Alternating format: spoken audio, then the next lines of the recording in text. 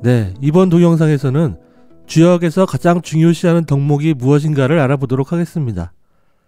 우리가 보통 기독교 하면 사랑, 불교 하면 자비와 같이 각 종교에서 가장 중요시하는 덕목이 있습니다. 주역을 과연 종교라고 할 수 있는가라는 질문을 할 수 있지만, 주역은 고대 동양의 역사와 신앙, 그리고 철학, 과학, 문학 등 모든 학문의 바탕을 두고 나온 것이라 당연히 그 안에 종교적인 면이 있습니다. 다른 종교들이 하느님과 같은 절대자를 믿는 것과 마찬가지로 주역이 만들어진 시기의 사람들도 천재라는 이름으로 하늘에서 세상의 일을 주관하는 신의 개념을 가지고 있었는데, 이는 간략히 제 혹은 천이라고 부르기도 했습니다. 주역의 효사들 중에서도 왕용 향우 제와 같이 왕이 천재에게 향사를 올린다는 효사를 통해 하느님과 같은 천재의 개념을 반영하고 있습니다. 기독교와 같은 종교들에서는 그러한 절대자인 하느님과 사람들 사이를 연결해주는 존재로 예수님과 같은 구원자가 나오는데, 고대 동양에서는 하늘의 천재와 사람들 사이를 연결해주는 존재가 바로 왕이라고 보았습니다. 즉 왕은 하늘이 내린 존재인 것이고 왕권은 신성한 것이라고 여겼습니다. 그런데 왕은 인간이므로 생명이 유한해서 언젠가는 죽기 마련입니다. 고대인들은 왕이 죽으면 하늘에 올라가서도 자신이 다스리던 영역을 주관하고, 지상에서는 그 왕의 후손들이 계속 하늘의 뜻을 받아 세상을 다스린다고 믿었습니다. 바로 이러한 구원자 왕의 개념으로 세상을 다스린 국가가 고대의 상나라입니다. 그런데 이렇게 하늘의 천재가 내린 왕을 죽이고 그 국가를 멸망시킨 주나라는 기존의 이러한 종교관을 그대로 유지할 수가 없었습니다. 기존의 종교관에 의하면 주나라는 하늘이 내린 왕을 죽이고 하늘이 다스린 국가를 멸망시킨 천하의 역적이자 악마가 되어야 하니까요. 그래서 주나라는 천명이 변한다는 개념을 만들어 하늘이 상나라를 버리고 주나라에 복을 내렸다는 개념을 세우게 됩니다. 물론 기존의 하나라를 멸망시킨 상나라도 이와 비슷한 고민을 했었을 것입니다. 다만 상나라 사람들은 자신들의 국가가 영원하기를 바랬고, 그러한 바람에 가장 유리한 힘을 발휘하는 종교가는 신이 내린 절대적인 왕권을 강조하는 것이기에 이렇게 천명이 변한다는 개념을 가지지 않은 채 지나온 것으로 생각됩니다. 그러나 주나라는 그러한 상나라 또한 몰락하는 것을 보았기에 보다 겸손한 자세를 취해서 자신들도 덕을 잃으면 언젠가는 하늘이 버림을 당할 수 있다는 종교관을 표방하게 됩니다. 그래서 서경의 무일편에 주나라 주공이 천불가신이라고 말하는 내용이 나오는데, 이것은 하늘은 믿을 만한 존재가 아니니까 하늘을 믿지 말라는 말이 아니라 천명이 영원히 우리 주나라에 머무를 것이라고 믿고 자만하지 말라는 말입니다. 이 말을 공산주의 유물사관이랑 연결시켜서 해석한 학자도 있는데 그건 너무 억지스러운 해석입니다. 상나라 때의 신은 오직 상나라 왕족이 독점한 신이었고, 서주 시기부터의 신은 상나라건 주나라건 현재의 왕에게 집중된 신이었다면, 주역이 완성되는 서주 말기나 동주 초기의 신은 모두에게 열린 신이 됩니다. 그래서 주역의 괴사나 효사 중에선 신하가 주인공인 괴사나 효사들도 나옵니다. 특히 마지막으로 가면서 동주 초기의 일들을 다루는 괴들에서는 신하가 주인공으로 나오는 경우가 더 많습니다. 왕권이 약해진 서주 말기와 강한 왕권이 무너진 동주 초기, 즉 춘추시대의 종교관이 반영된 것일 수도 있습니다. 상나라의 마지막 왕인 주왕은 천명이 나에게 있으니 걱정할 필요가 없다고 자만하다가 결국 멸망하였기에, 주나라도 방심하고 자만하면 언젠가는 다른 누군가에 의해 멸망할 수 있으므로 그러한 사태를 피하려면 항상 바른 덕을 펼쳐야 한다고 주역은 강조하고 있습니다. 주역의 효사들 중에서도 상나라의 주왕이 천명이 자신에게 있다는 것을 믿고 자만하면서 경계하지 않은 것을 불계의 부라고 표현하는 효사가 나옵니다. 불계의 부란 경계하지 않고 자만했다는 뜻입니다. 여기서 부는 믿음이라는 뜻인데, 같은 믿음이라도 자기 자신에 대한 지나친 과신은 자만이 됩니다. 이 믿음이라는 의미의 부가 제가 오늘 동영상에서 말하고자 하는 주제입니다. 주역에서 가장 강조한 덕목이 뭐냐고 묻는다면 대부분의 사람들은 중도를 뜻하는 중이라고 대답할 것입니다. 저 역시 마찬가지입니다. 그런데 중이라는 개념은 상당히 이성적인 판단이 요구되는 개념입니다. 감정에 치우친 중은 무늬만 중도일 뿐 진짜 중은 아닙니다. 그런데 사람은 이성과 감성의 복합체이므로 너무 이성적인 면만 강조해서 볼 수는 없습니다. 그래서 주역에서도 인간의 감성적인 면에서 중요하게 언급한 덕목이 있는데 그것이 바로 부, 즉 믿음입니다. 물론 주역에서도 은혜로움을 뜻하는 희애나 자비로운 덕을 언급하고 있긴 하지만 보다 더 중요하게 언급한 덕목이 바로 믿음입니다. 일단 효사에서 언급한 횟수만 따져도 희애나 덕보다 믿음을 뜻하는 부를 언급한 횟수가 압도적으로 많습니다. 이성적인 중과 감성적인 부가 함께 어울려야 가장 바람직한 선택을 할 수 있는 것입니다. 기독교에서 믿음, 소망, 사랑 중에서 제일은 사랑이라는 대목과는 좀 다른 모습입니다. 주역에서 사랑보다 믿음을 더 중요시한 것은 주역은 다른 종교에 비해 지극히 현실 세계의 삶을 중요시한 종교이자 나라를 다스리는 지도자의 철학에서 시작되었기 때문입니다. 아무리 모든 걸 다해 누군가를 사랑하고 사람들을 널리 사랑한다고 해도 나라를 다스리는 지도자는 사랑만으로는 자신의 나라를 지킬 수가 없습니다. 가짜 사랑을 전파하는 간신들과 겉으로는 침묵해도 속으로는 진짜 사랑을 추구하는 사람들 중에 누구를 믿고 누구를 의심할지를 제대로 판단하지 못하면 나라를 다스리는 정치가는 사랑이라는 이름으로 충신을 오해해서 죽이고 나라를 망칠 수도 있는 것이 지극히 현실적인 상황입니다. 그런데 사실 이런 믿음의 문제는 큰 나라를 다스리는 정치에서만 나타나는 문제가 아니라 작은 가정, 친구, 그리고 여러 대인 관계들 사이에서 너무 자주 생기는 문제입니다. 인간 생활의 크고 작은 거의 모든 문제들이 이 믿음에 대한 문제에서 생긴다고 해도 과언이 아닙니다. 잘못된 믿음, 의도적이건 의도하지 않건 다른 사람에 대한 의심과 크고 작은 거짓에서 비롯되는 오해, 이런 혼란 속에서 무엇이 믿을 만한 것이고 무엇이 믿지 못할 것인지를 제대로 판별하지 못하면 가정이건 국가건 친구 사이건 여기서부터 균열이 생기고 소통이 단절되고 사랑만으로는 극복하기 힘든 분열의 강이 생기게 됩니다. 의심을 제대로 파악하기 위해 누군가를 의심한다는 눈치를 주는 것조차 사실 이미 두 사람 사이의 균열을 만드는 행위이므로 의심을 겉으로 드러내는 행위도 사실 매우 조심스럽게 접근해야 하는데 나는 권력이 있으니까, 나는 연장자니까 라는 단순한 생각, 혹은 그 반대로 나는 약자니까, 나는 피해자니까 라는 생각으로 함부로 의심을 사실처럼 확실시하여 드러내면 두 사람 사이의 관계에는 균열이 생기게 되는 것입니다. 거짓과 이간질에 능숙한 사람들이 많고 무엇이 진실인지 아는 것에는 한계가 있으므로 의심을 안 할 수는 없습니다. 문제는 그 의심을 풀고 무엇이 믿을 만한 것이고 무엇이 믿지 말아야 할 것인지를 판단하는 가장 좋은 방법을 찾아가는 것입니다. 그렇기 때문에 주역에서는 사랑이나 자비보다 앞서 무엇을 믿고 무엇을 믿지 말아야 할지를 판단하고 가려내는 능력이 가장 중요하다고 본 것입니다. 이것을 제대로 파악하지 못하고 가정이나 국가를 다스린다면 본인은 국가와 가정을 사랑해서 한다고 하는 행동이 오히려 국가와 가정을 파괴할 수도 있고 이는 사실 살아가는 방법을 모르는 것입니다. 그래서 사랑보다 더 우선적으로 갖춰야 할 덕목으로 믿음을 제대로 관찰하고 관리할 수 있는 능력을 꼽은 것입니다. 우리가 보통 한 문학 작품의 결론에 그 작품의 가장 중요한 내용을 말하는 경우가 많은데 주역의 결론이라고 할 수 있는 마지막 꾀인 화수미제꾀의 마지막 효사에서도 이 믿음을 강조하면서 끝이 납니다. 유부 음주 무구 유기수 유부실시 술을 마셔도 믿음을 지키면 무탈하다. 머리까지 물에 잠기면 믿음 이것을 잃는다.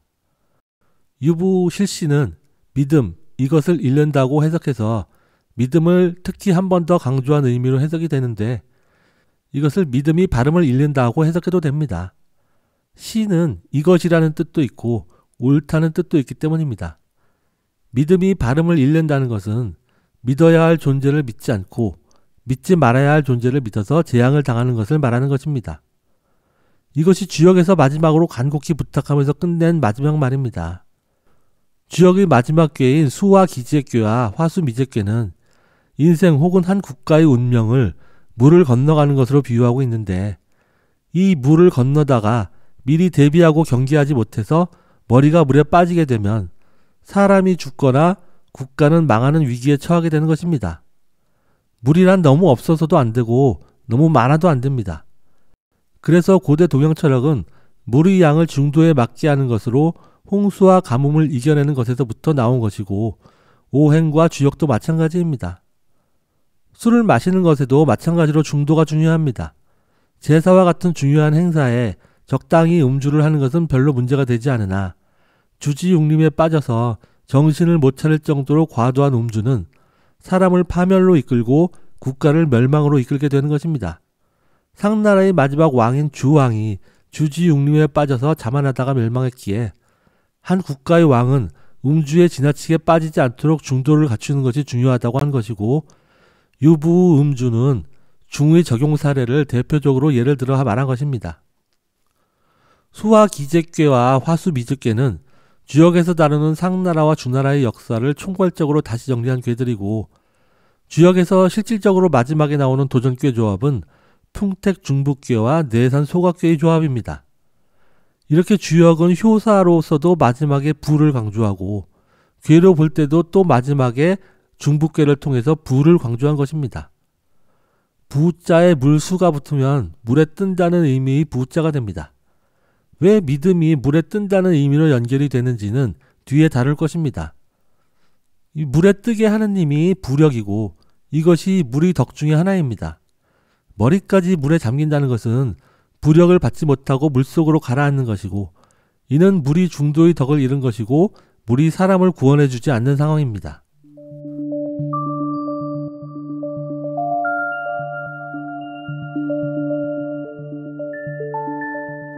그러면 여기서 부자의 의미에 대해서 알아보고 가도록 하겠습니다. 우리가 보통 믿음이라는 의미로 가장 많이 알고 있는 한자는 바로 믿을 신자입니다. 신이라는 글자도 주역의 효사에 나옵니다. 문헌불신, 유언불신 등과 같은 효사들이 그것입니다. 말을 들어도 믿지 말라, 말이 있지만 믿지 말라와 같은 효사들입니다. 앞서 말한 서경의 문장인 천불가신에도 믿을 신자가 나옵니다. 그런데 주역에서는 신자보다는 부자를 훨씬 많이 사용하고 있습니다. 주역에서 신자는 문헌불신, 유언불신 등과 같이 앞에 말씀 언자가 나와서 다른 사람의 말을 믿는다는 내용에 국한해서 쓰이고 있습니다. 그런데 우리가 믿는다는 말을 할 때는 단지 어떤 사람의 말을 믿는다는 것에만 사용하는 것은 아닙니다. 예수님을 믿는다거나 불교를 믿는다거나 할 때의 믿음은 예수님이나 부처님의 말을 믿는다는 의미를 넘어서는 어떠한 존재와 철학에 대한 믿음이 자리 잡고 있습니다. 다른 사람을 믿는다고 할 때 그 사람의 말을 믿는다는 것은 보다 넓은 범주의 믿음의 일부에 불과할 뿐입니다. 그 사람은 아무 말을 하지 않았다고 하더라도 나는 그 사람이 그런 나쁜 일을 할 사람이 아니라고 믿는다고 말할 수 있는 것은, 믿음이란 것이 단지 말이 아니라 말로 전달되지 않았어도 보다 깊숙한 인간의 내면에 자리 잡은 무언가에 대한 믿음을 말하고 있는 것이기 때문입니다.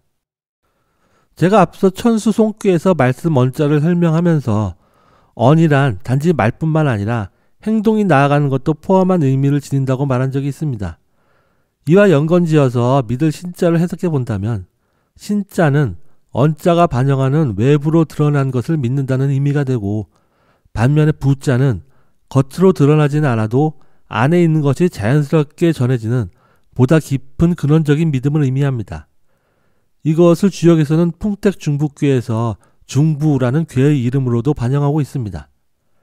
그래서 문헌불신, 유언불신과 같은 효사에서처럼 겉으로 드러난 말을 믿는 내용에서는 믿을 신자를 쓴 것입니다.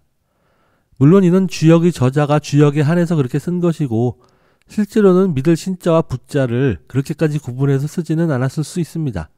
그래서 앞서 서경에 나오는 천불가신이라는 문장에서도 원칙대로라면 신이 아니라 부자를 써야 하지만 그냥 신자를 쓴 것입니다. 그런데 부자는 원래 포로의 뜻으로 쓰인 글자입니다. 서주시기 문헌들에서까지도 부자는 포로나 인질의 뜻이 위주로 나옵니다. 부자에 제가 말한 포괄적이고 근원적인 믿음의 의미가 들어간 것은 아마도 서주 말에서 동주 초기 주역이 현재 판본의 모습으로 완성된 시기인 것으로 생각이 됩니다. 왜 포로를 의미하는 부자에 믿음의 의미가 생기게 되었는지는 주역의 풍택중북기에서 잘 나타나고 있는데 이는 뒤에 다루도록 하고 먼저 원래 부자가 지니는 의미에 대해 알아보도록 하겠습니다.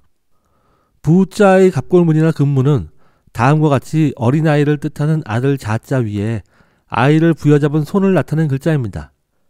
이것을 전쟁에서 어린아이를 포로로 끌고 간다는 의미로 보고 부에 포로라는 의미가 생겼다고 보는 해석이 일반적입니다. 그런데 전통적인 부자의 해석은 이와는 좀 다릅니다. 설문 해자에서는 부자를 새의 알이 부화한다는 의미로 해석을 하고 있고 믿을 신자의 의미는 부차적인 의미로 보고 있습니다. 부는 알이 부화하는 것이다. 손톱 조자와 아들 자자로 되어 있다. 믿을 신자의 의미로 보기도 한다. 서계라는 학자는 이에 대해서 새가 알을 부화하는 것에는 정해진 기간이 있으니 믿음을 잃지 않는다. 새는 알을 품고서 항상 손으로 그 알을 뒤집는다 라고 말하고 있습니다. 즉 정해진 기간 동안 알을 품으면서 부화시키는 것에서 믿음이라는 의미가 파생되었다고 보는 것입니다. 반복해서 알을 뒤집는 이유는 알이 골고루 따뜻해지게 하기 위해서라고 해석을 하고 있습니다. 한편 중국의 위나라 때 서적인 광하에서는 부는 생하는 것이다. 알에서 자식이 나오는 것을 말한다라고 하고 있습니다. 포로를 억지로 잡아 끌고 가는 것과 자식을 품고 기르거나 알에서 자식을 꺼내는 것은 상당히 다른 이미지이고 거기에 믿음의 의미가 생기는 것도 쉽게 납득이 되지는 않습니다. 그러면 왜 이렇게 서로 다른 이미지들이 한데 뒤섞이게 되었는지를 알아보도록 하겠습니다. 이것을 이해하기 위해서는 결혼과 믿음, 포로나 인질에 대한 고대인들의 관점을 먼저 이해해야 합니다. 고대인들에게 결혼이란 한 국가와 다른 국가의 동맹이었습니다. 그리고 한 국가와 다른 국가는 서로 전쟁이냐 동맹이냐의 갈림길에 놓이게 되는 경우가 많았습니다. 주역에서는 이러한 관계 중에서 동맹은 혼인으로 표현하고 전쟁은 도적으로 표현하고 있습니다. 그래서 주역에서 중천건괴와 중지곤괴라는 부모와 조상의 괴에 이어서 실질적으로 자식과 자손의 의미로 가장 처음 나오는 술의 둔괴에서도 도적이 되지 말고 혼인을 구하라는 뜻의 비구혼구라는 말이 중요하게 나온 것이고 그 다음에 나오는 산수몽괴에서도 혼인과 도적이라는 말이 중요하게 나타납니다. 두 국가의 결합은 두 국가의 믿음을 서로에게 드러내 보여주는 것입니다. 그냥 말이나 글로만 서약한 것은 믿기 어려우므로 혼인을 통해 자신의 자식들을 교환하고 나눔으로써 믿음을 확고하게 하자는 것입니다.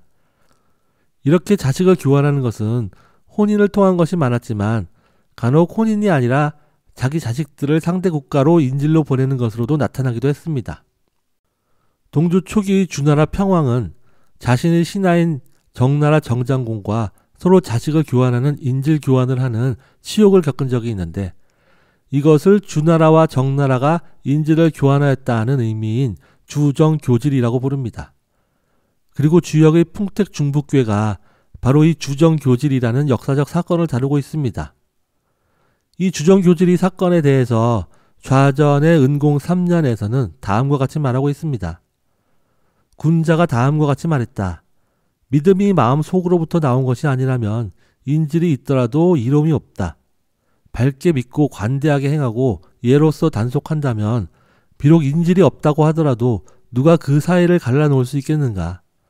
진실로 밝은 믿음이 있다면 계곡의 물가의 풀들, 부평초, 산 흰쑥, 붕어 마름과 같은 채소, 대나무 광줄이나 가마솥들에도 도랑을 흐르는 물로도 귀신에게 바치거나 왕이나 공에게 올릴 수 있거늘 하물며 군자가 두 나라 간의 믿음을 맺는데 예로서 행한다면 인질이 무슨 필요가 있겠는가.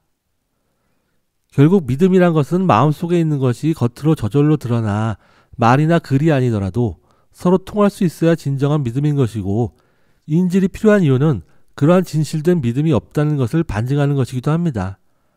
하늘에 대한 믿음인 경우도 겉으로 드러나는 제사 음식의 화려함보다는 안에 숨어있는 진실된 마음이 중요하다는 것을 말하고 있는데 이 또한 주역의 효사에서도 여러 차례 말하고 있는 내용입니다.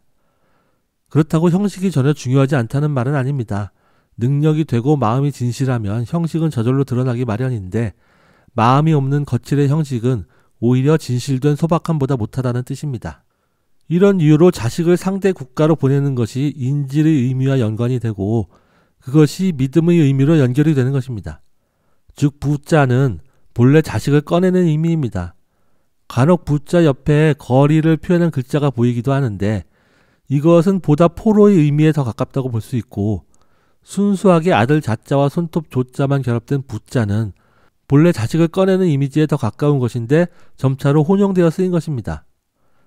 새로 치면 안에서 자식을 꺼내는 것이고 사람으로 치면 자궁에서 자식을 출생시키는 것입니다. 두 국가가 동맹을 맺으면서 자식들을 혼인시키는 것보다 더 강한 믿음의 징표는 그 둘 사이에 낳은 자식이라고 할 수 있습니다. 자식이란 두 남녀, 두 국가가 결합해서 나온 것이고 두 음양의 결합의 산물이므로 자식을 둘로 가르지 않는 한 양쪽의 결합은 본래는 영원히 지속되어야 하는 인연입니다. 살다가 두 부부가 서로 헤어지고 두 국가가 서로 다시 싸운다고 해도 그 둘 사이에서 나온 자식은 분명히 두 남녀, 두 국가가 서로 맹세한 서약의 징표일 수밖에 없습니다. 그래서 고대의 이러한 정치관에서 보면 자식이란 결국 인질과도 같은 의미가 되는데 인질이란 것은 현대적으로 부정적인 관점에서만 보면 너무 이상하지만 앞서 설명한 것과 같은 보다 넓은 상징적인 의미인 믿음과 서약의 징표라는 관점에서 보면 크게 문제가 되는 표현은 아닙니다. 결국 자식을 알이나 자궁에서 밖으로 꺼내는 것은 두 국가 혹은 두 남녀가 서로 안에 있던 믿음을 꺼내서 보여주었다는 상징 의미를 지니게 되는 것입니다.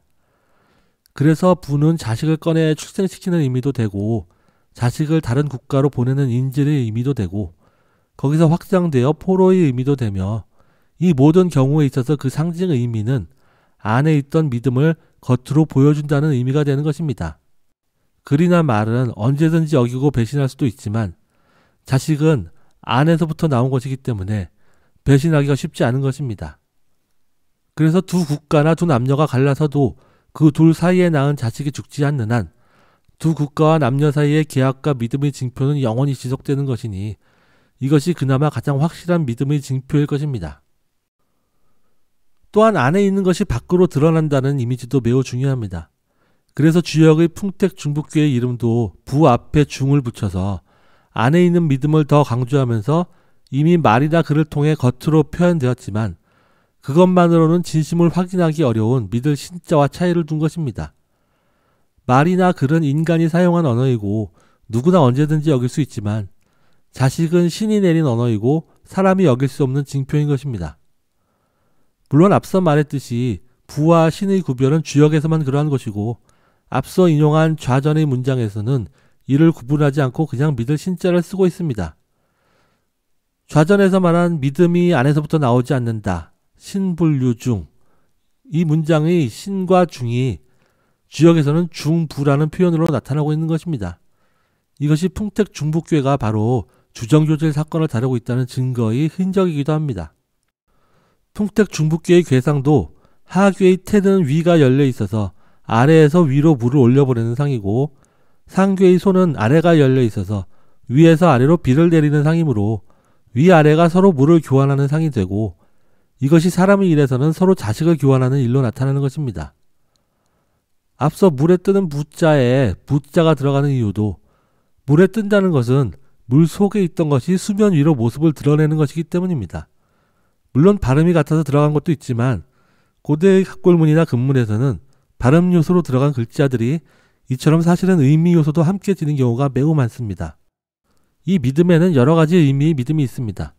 앞서 믿을 신자에서 나타난 것처럼 단순히 말이나 글로 표현된 것에 대한 믿음 외에도 종교적인 믿음, 개인 간의 믿음 등 그 대상에서의 차이도 있고 지나친 믿음인 자만, 사악한 존재에 대한 믿음과 같은 잘못된 믿음도 다 같은 부라는 말로 표현이 되므로 주역을 볼 때 각각의 부라는 표현이 무엇을 말하는지를 잘 살펴서 해석을 해야 합니다.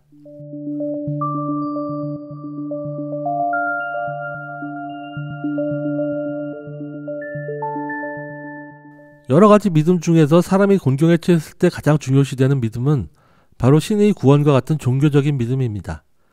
이러한 곤경 속에서 구원에 도움을 주는 믿음에 대한 개념은 주역의 중수감귀에서 가장 잘 나타나고 있습니다.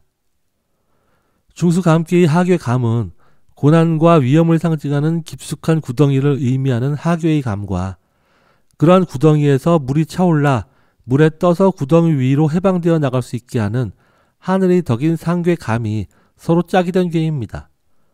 물론 이 물이 적당한 범위를 넘어서 너무 많이 차오르면 이제 홍수가 되어 사람이 떠내려가는 또 다른 재앙이 생기게 됩니다. 진짜 절박한 곤경의 상황에 놓이면 사람은 본능적으로 신의 도움을 원하게 되어 있습니다. 아마 무신론자라고 할지라도 주변에 아무도 없이 절벽에 혼자 매달리는 것 같은 상황이 되면 자신도 모르게 속으로 하늘의 도움을 구하게 될 것입니다. 그렇게 아무에게도 도움의 손길을 구할 수 없는 깊숙한 동굴 속에서 사람이 본능적으로 찾게 되는 신에 대한 기도가 중수감귀의 괴사에서 말하는 유부유심형이라는 말에 담긴 속뜻입니다. 유부유심형 행유상 믿음을 가지라 마음을 잡아매면 형통하다 행동하면 숭상을 받게 되리라. 여기서 유부는 종교적인 믿음을 의미합니다. 그래서 중수감귀의 핵심인 구호요에 땅의 신이라는 뜻을 지닌 지자가 나오는 것입니다.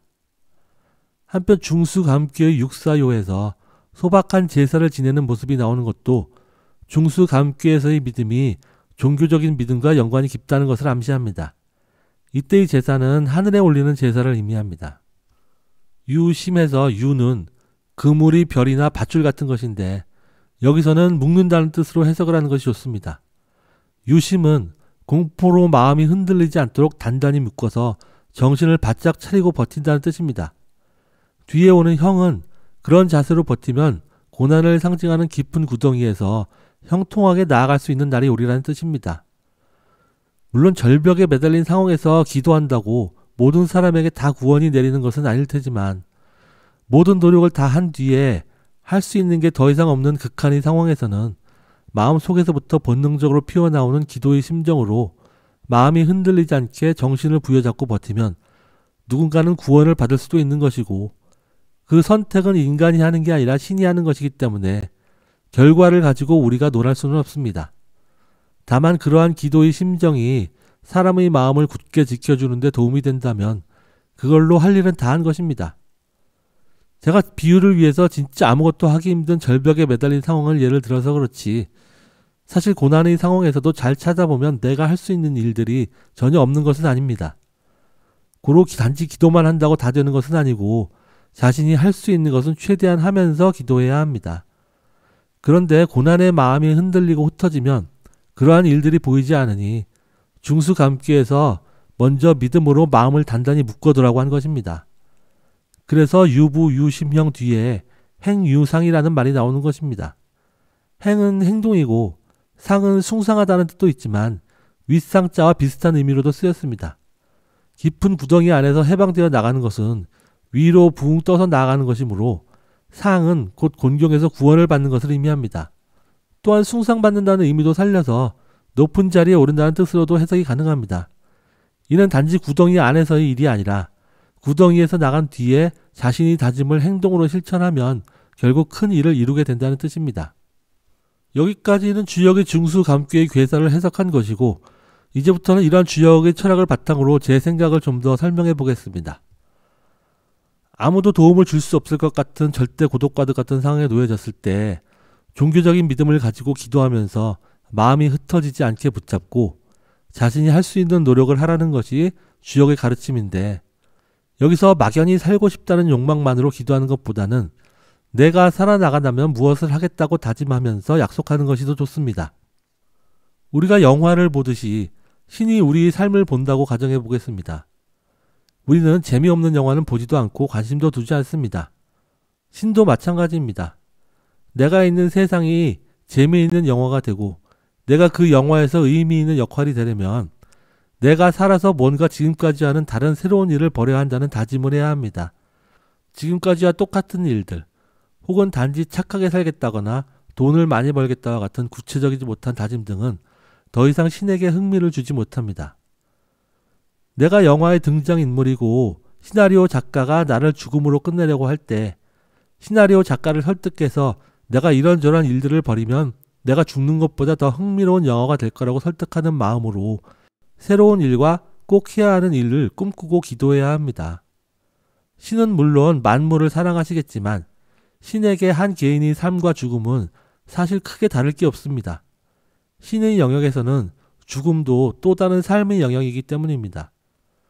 그러니 고대인들이 제사 지낼 때 하늘의 음식을 바치면서 복을 내리기를 기도하듯 음식이 아니라 나의 새로운 행동을 다짐하는 약속을 올리고 기도해야 합니다. 물론 배우의 설득이 감독의 마음을 움직일지는 미지수이듯이 나의 그러한 바램과 기도가 신의 허락을 받을지는 알 수 없는 것입니다. 다만 도움이 된다는 것을 믿을 수는 있습니다. 신이 없다고 믿거나 실제로 신이 없다고 하더라도 이러한 마음가짐은 분명 고난 속에서 마음을 붙잡고 벗어나는 데 도움이 됩니다. 물론 도움이 안 된다고 생각하는 사람에겐 하나도 도움이 안 될 테지만 도움이 된다고 생각하는 사람에겐 조금이라도 도움이 됩니다. 이런 요술방망이를 굳이 거부할 필요는 없습니다. 그리고 이왕 믿는다면 실제로 존재한다고 믿고 하는 게 훨씬 더 좋은 효과를 낼 것입니다.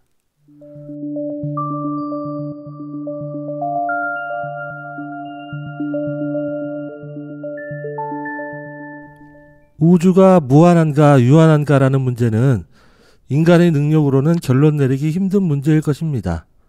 고대의 동양인들은 우주를 하늘로 표현하였고 하늘은 무한하고 땅은 유한하다고 보았습니다. 유명한 고대 동양 이론으로서 천원지방이라는 말이 있는데 이는 직역하면 하늘은 동그랗고 땅은 네모나다는 말이지만 실제 그 상징 의미는 하늘은 무한하고 땅은 유한하다고 봐야 합니다. 이는 원과 그 안에 포함되는 다각형의 관계에서 시작합니다. 원에 내접하는 다각형을 삼각형부터 시작해서 점점 늘어가서 사각형, 오각형, 육각형으로 나누는 것을 계속 진행해 가면 점점 그 모양은 원의 모양에 가까워집니다. 그러나 원에 내접하는 다각형의 수는 이론적으로 무한하게 많은 숫자로 늘어나야 결국 360도를 가득 채울 수 있습니다. 그래서 원은 무한을 상징하고 하늘이 원이라고 한 것은 우주가 무한하다는 것을 상징합니다. 그런데 원에 내접 혹은 외접하는 다각형들 중에 유일하게 사각형만은 그 내각의 합이 원의 각도인 360도입니다. 그래서 원에 접하는 무한히 많은 다각형들 중에 유일하게 네모가 하늘에 해당하는 원의 뜻을 온순하게 받아들인 형태가 되므로 무한히 많은 다각형들 중 사각형을 유한한 땅을 대표하도록 한 것입니다. 이렇게 네모의 내각의 합이 원의 각도인 360도와 같으므로 네모는 원의 뜻을 고스란히 받아들인 것이고 그런 이유로 비록 원은 무한하고 네모는 유한하지만 유한한 네모가 다시 무한한 원을 받아들여 품는 모양이 가능합니다. 이러한 이론은 고대 중국에서 전해오는 가장 오래된 수학 및 천문학 서적인 주비산경이라는 책에서 원방도와 방원도라는 그림을 통해서 나타납니다. 그런데 여기서 무한하다는 말을 우리는 다시 생각해 봐야 합니다. 무한하다는 것은 이론상으로는 우리 인류가 대대로 내려가면서 그 숫자를 세워도 영원히 도달할 수 없는 경계입니다.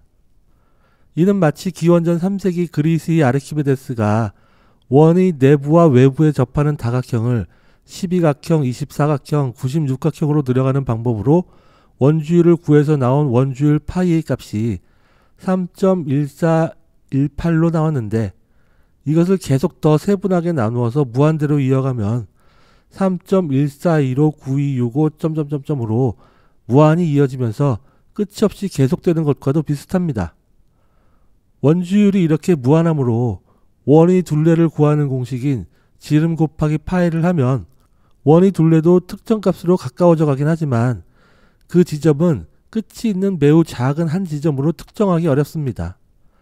그 숫자가 이론상으로는 끝이 없는 순환하지 않는 무리수이기 때문입니다. 다만 소수점 몇 개짜리 이하부터는 버리고 계산하면 비로소 하나의 유한한 수를 얻어낼 수 있습니다. 어쩌면 이것이 신의 무한함과 인간의 유한함의 차이와 비슷할 수도 있습니다. 무한하게 이어지는 숫자가 없는 것은 아니지만 인간이 도달할 수는 없으므로 인간의 차원에서 유의미한 숫자에서 적당히 잘라서 취하는 것, 그것이 천원지방에 담긴 의미 중 하나이기도 합니다. 우주의 무한함도 이와 비슷할 것입니다. 비록 파이 값이 끝나지 않고 무한히 이어지는 무리수이지만 3.15를 넘지 않는다는 모호한 경계는 있습니다. 우주의 무한함도 그 경계에 다가간다면 그 속에서 인간과 같은 생명체가 의미를 두지 않아도 좋을 정도의 한계가 있을 것이고, 그 한계를 넘어서는 것은 인간에게는 무와 같은 존재가 됩니다. 그러나 신의 영역에선 그것이 무는 아닙니다. 그래서 인간의 입장에서 신이라는 존재를 고려해서 바라본 우주는 끝이 있기도 하고 없기도 하다고 할 수 있습니다. 그리고 인간에게 무의미한 영역의 무가 존재하는 부분은 더 이상 물질이 아닌 언어나 숫자와 같은 정신적인 개념으로서의 존재가 됩니다. 그리고 그 무에서 음양이 생기고 만물이 생겨난 것입니다. 기독교에서 태초에 말씀이 있었다라고 하는 대목이 나오는데, 이 대목이 본래 종교적으로는 어떠한 취지로 나온 말인지는 제가 잘 모르겠지만, 제가 동영철학을 통해 얻은 견해들을 가지고 이 대목을 접했을 때 저는 태초에 말씀이 있었다는 대목을 이런 관점에서 무척 놀랍게 받아들였습니다. 이때의 말씀이라는 말이 원문에서는 로고스, 즉 이성, 진리를 뜻하는 말이고, 이것이 동양철학에서 말하는 도와도 상통합니다. 즉 인간에게 우주의 무한은 물질적인 실체가 아니라 시작도 끝도 없는 한없이 모호한 경계를 지닌 개념으로서의 존재인 것이고, 물질과 정신이 이어지는 곳이며 바로 도가 머무는 무의 영역이자 만물의 자궁과 같은 곳입니다. 우리가 살고 있는 유의 세계는 사실은 무한이라는 무의 경계 안에 아직도 존재하는 것입니다. 만약에 인간에게 유의미한 끝이라고 부를 만한 경계가 있다면 그것은 아마도 다른 차원으로 통하는 문과 같은 것일 것입니다. 그러나 끝에 있는 문을 통해 다른 곳이 나온다는 것 자체가 그것이 사실은 궁극적인 우주 전체의 끝이 아니라는 말이고, 그 또한 궁극적인 무한에 속하는 또 다른 유한의 경계일 뿐입니다. 결국 우주는 무한한 것이고, 그리고 그 무한이 바로 궁극의 신일 것입니다. 신은 무한 그 자체입니다. 그런데 무한하다는 것은 경계가 모호하고 절대로 그 끝에 도달할 수 없는 상태이며 물질과 정신이 만나는 부분입니다. 왜냐하면 물질적 실체를 포함하고 있는 우주의 경계가 실체로는 파악할 수 없는 모호한 경계이고, 그 모호함은 물질로서는 이해가 안 되고 정신으로서만 이해가 될 수 있기 때문입니다. 세상의 모든 경계가 있는 만물은 사실은 그 실체를 알 수 없는 모호한 경계 안에 감옥처럼 갇혀 있는 것이고, 세상 모든 것들은 신의 다른 이름인 무한 속에 담겨 있는 신의 일부분일 뿐입니다. 즉 무한한 공간 자체가 바로 신이고, 그 신의 실체는 인간이 알기 어렵기 때문에 사람들은 그 신의 모습을 자신의 모습처럼 축소시켜 의인화해서 경계를 지닌 실체로 표현해 왔을 뿐입니다. 이렇게 의인화되고 축소된 신들의 모습이 한편으로는 인간들이 종교에 쉽게 접근할 수 있게 길을 열어주기도 했지만, 반면에 신의 참된 모습을 왜곡시켜서 신의 존재를 논하는 것을 매우 유치한 수준으로 전락시키기도 했습니다. 거대하고 무한한 우주공간 전체가 그에 비해 티끌보다 작은 한 사람의 의식만도 못할 거라는 것이 상식적으로 납득이 가십니까? 고작해야 100년 살고 죽는 인간의 육체보다 수억 배를 더 살아가는 우주 공간이 인간보다 못한 의식을 가지고 있을 거라는 것이 납득이 가십니까? 이것은 납득의 문제가 아니라 과학적 검증의 문제라고 말할 수도 있겠지만, 무한한 우주 시공간의 끝에 있는 경계라는 문제는 과학적으로 검증될 수 있는 문제가 아닙니다. 아마도 검증이 된다면 우리는 거기에 도달할 수 없고 영원히 알 수 없다는 걸 입증할 수 있을 뿐이고, 그 결론 자체가 물질적으로는 이해가 불가능한 정신의 영역으로 이어지게 되는 것입니다. 그래서 제가 우주의 경계는 물질과 정신이 만나는 곳이라고 한 것입니다. 정신에는 한계가 없기 때문입니다. 실체를 지닌 세상의 만물은 모두 무한이라는 모호한 경계를 지닌 신의 머릿속에 들어있는 생각의 산물들입니다. 제가 이런 개념을 말하는 이유는 신이 존재하느냐 안 하느냐를 따질 필요가 없다는 것을 말하기 위해서입니다. 이렇게 무한한 우주가 있고 영원한 우주가 있는데, 그 안에 티끌보다 작은 존재인 인간이 신이 있네 없네를 따지는 것 자체가 상당히 오만한 것입니다. 제가 여기서 말하는 신은 예수님이나 부처님이나 사후의 죽은 귀신들이 아니라 무한한 우주의 공간과 시간이 인간의 의식이 미치지 못하는 차원에서 일으키는 어떠한 작용들을 말하는 것입니다. 고로 신이 있는지 없는지가 중요한 게 아닙니다. 다만 그 작용을 정확히 알 수는 없으므로 그러한 신의 존재를 부정하는 사람을 잘못되었다고 탓할 수도 없습니다. 그러나 그러한 신의 작용이 있다고 생각하고 마음을 다스리는 것이 나와 남에게 모두 도움이 된다면 굳이 배척할 필요는 없는 것입니다. 중요한 것은 그것이 어떻게 나에게 도움이 되게 하는가 하는 방법을 찾는 것입니다. 다행히 동양 철학자들은 그것을 신이 아닌 도라고 이름을 붙여서 전해왔습니다. 그런데 제가 이렇게 무한한 공간과 시간이라고 표현한 모호한 경계를 지닌 신과 같은 개념으로서의 존재가 바로 우리 인간들에게도 있습니다. 그것은 바로 인간의 정신 혹은 마음입니다. 정신과 마음도 우주 공간과 마찬가지로 본래 경계가 없이 무한 확장이 가능합니다. 그러나 인간이나 모든 생명체들은 각자의 삶을 살아가는 과정에서 각자의 유전적 성질이나 각자의 경험을 토대로 스스로의 정신적 경계를 만들어갑니다. 인간의 육체적 경계는 무너지면 곧 육체의 죽음이 되지만 사실 마음의 경계를 없앤다고 사람이 죽지는 않습니다. 다만 불교에서 나의 소멸을 말하는 것과 같은 해탈의 경지가 있을 수는 있을 것입니다. 이렇게 무한한 공간이라는 신의 모습을 닮은 것이 바로 유한한 인체의 육체와 연결된 인간의 정신입니다. 그러니 사실 궁극의 신은 교회나 절이나 산에 놓인 커다란 바위에 있는 것이 아니라 바로 우리 마음 속에 있는 것입니다. 제가 궁극의 신이라고 한 것은 그보다 하위 개념의 신들이 있을 수도 있기 때문인데 저는 그것에 대해서 논하려는 것이 아니므로 이는 생략하고 넘어가겠습니다. 그래서 주역에서도 밖으로 드러나는 화려함보다 비록 소박하지만 마음속에서 저절로 스며나오는 믿음이 중요하다고 여러 차례 강조한 것입니다. 이렇게 무한한 것을 유한한 것이 담고 있다는 개념은 앞서 말한 원방도와 방원도라는 그림에서도 반영되어 나옵니다. 본래는 무한한 하늘이 유한한 땅을 품고 있으므로 원이 방을 품고 있는 원방도가 맞지만 그에 이어서 유한한 방이 무한한 원을 닮은 것을 안에 품게 되는 방원도가 나오게 됩니다. 이는 무한한 하늘의 속성을 유한한 인간이 마음속에 지니고 있다고 해석을 할 수도 있습니다.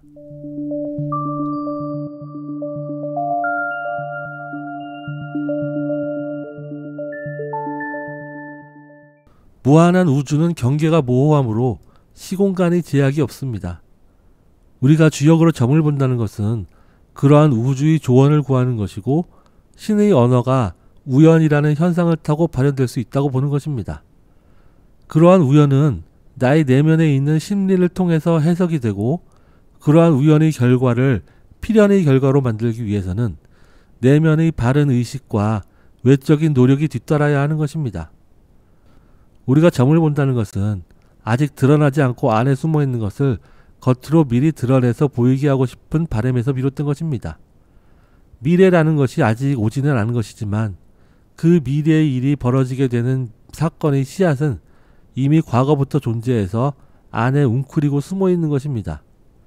그것을 밖으로 드러내 보이게 하는 것이 점이므로 안에 웅크렸다가 밖으로 나아가는 것을 대표적인 이미지로 하는 손꾀가 상하로 중첩된 중풍 손꾀의 효사에서도 점을 친다는 내용이 나오는 것입니다. 그런데 미래의 일은 사실 상당 부분 이미 과거의 일에 바탕을 두고 벌어지게 되므로 점을 친다는 것은 항상 현재와 과거의 일에 대한 분석이 선행되어야 합니다. 그래서 중풍 손꾀에서도 단지 점을 치는 무만 강조한 것이 아니라 과거와 현재의 일을 분석하는 사의 일도 강조해서 사무라는 표현을 쓴 것입니다. 그러나 과거의 일조차 확실하지 않고 모호한 부분이 있고 거기다 앞으로 벌어질 일에는 미리 알기 힘든 우연의 요소도 많습니다. 점을 친다는 것은 50%의 과거의 일과 50%의 미래를 결합해서 보는 것인데 50%의 미래는 결과를 봐야 나중에 확인할 수 있지만 50%의 과거와 현재는 노력 여부에 따라 49%까지 채울 수도 있고 1%도 채우지 못할 수도 있습니다. 고로 50%의 과거를 채우려는 노력이 없이 점에만 의지하는 것은 점의 신뢰도를 떨어뜨리게 됩니다. 50%의 과거와 현재를 잘 해석해야 그 안에서 나머지 불확실한 미래의 50%를 해석하는 결정적인 실마리를 얻을 수 있습니다. 고로 같은 주제로 점을 쳐도 사람마다 다른 결과가 나오기도 하고 같은 결과를 보고도 서로 다른 해석이 나오기도 합니다. 이렇게 서로 다른 점괘와 해석들 중에서 무엇을 믿어야 하는지는 주나라 무왕이 매우 고민한 것으로 주역에서도 여러 곳에서 나타납니다. 이에 대한 주나라 무왕 혹은 주역을 최종적으로 정리한 사람의 결론은 점이란 사람의 심리와 연관이 되어 있고 그 심리는 사람의 바른 판단에 기초할 때 바른 결과로 이어질 수 있는 것이라는 결론입니다. 이러한 바른 생각을 바탕으로 확실한 사건과 모호한 사건, 정해진 과거와 불확실한 미래, 필연과 우연 사이에서 중도를 취하라는 것이 주역의 가르침입니다.